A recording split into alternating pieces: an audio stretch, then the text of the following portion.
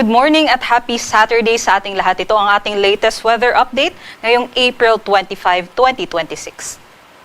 Ngayong araw patuloy po ang magiging mainit at maalinsangang panahon sa buong bansa. Dulot nitong easterlies o yung hangin galing sa karagatang Pasipiko. Meron din po tayong stationary front o yung frontal system na nakakaapekto naman po dito sa may Batanes. Kaya asahan natin yung kalat-kalat na mga pag-ulan ngayong araw dyan. Meron din po tayong nakikita na mga kaulapan dito po sa may southern portion ng Philippine Sea at inaasahan po natin ito po ay magkukos ng mga pag-ulan bukas hanggang sa Monday. Ngayong araw, inaasahan nga po natin magiging maulan dito sa may Batanes area. Ngayong araw, buong araw po yan dahil nga po dito sa frontal system. But other parts of the country ay magiging mainit at maalinsangan. Ito po yung ating inaasahan na agwat ng temperatura o yung air temperature pa lamang po ito. Pinakamataas sa may Tuguegarao 25 to 36. Sumunod dito ang Metro Manila 25 to 35. At dito naman po sa may Legazpi 26 to 33. 22 to 32 naman po sa Tagaytay, 25 to 32 sa Lawag. At medyo mababa pa rin po sa Baguio, 17 to 26 degrees Celsius. Hindi din natin inaalis yung tsansa ng mga pag-ulan, especially during the afternoons and evenings, dulot naman ng mga localized thunderstorms. Dito naman po sa may Palawan, Visayas at Mindanao, ganun din po ang ating panahon at meron din po tayong mga inaasahan ng mga panandaliang buhos ng ulan pagsapit ng hapon hanggang sa gabi.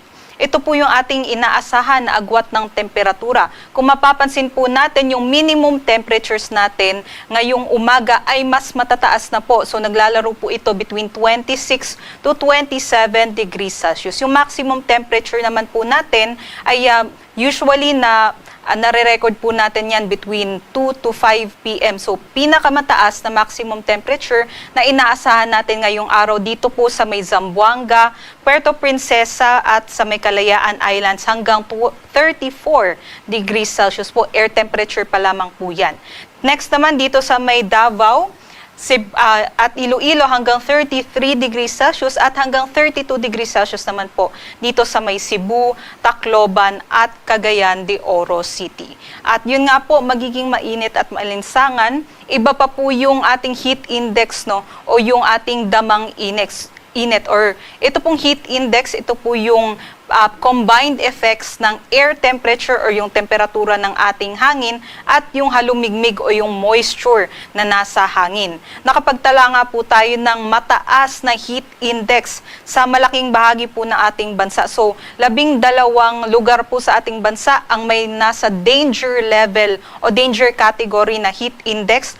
Una na po dito yung Butuan City, Agusan del Norte, 47 degrees Celsius at sumunod ang Dumangas, Iloilo, 46 degrees Celsius. Yung danger level category natin ay maaari pong magdulot ng heat exhaustion, heat cramps, and kung magbabad po tayo sa init, lalong-lalo na sa tanghali hanggang sa hapon, ay maaari din po ito magdulot ng heat stroke. Delikado po ito kaya doble ingat sa ating mga kababayan. Dito naman sa Metro Manila, nakapagtala tayo kahapon ng hanggang 39 degrees Celsius na heat index na nasa extreme caution category.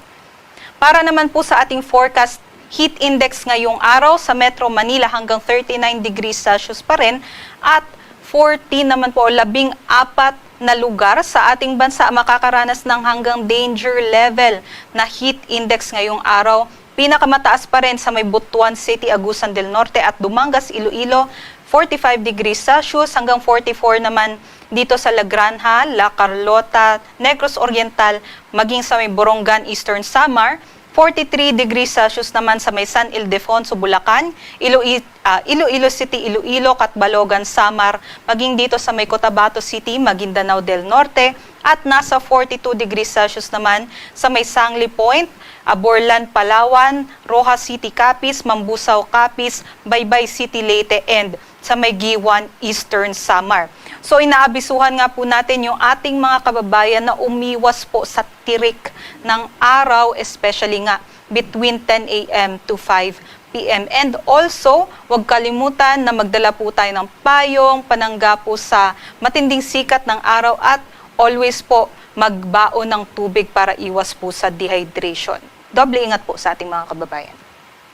Para naman po sa kalagayan ng ating karagatan, nasa banayad hanggang katamtaman po yung ating inaasahan na mga pag-alon at wala naman po tayong nakataas na gale warning sa ngayon.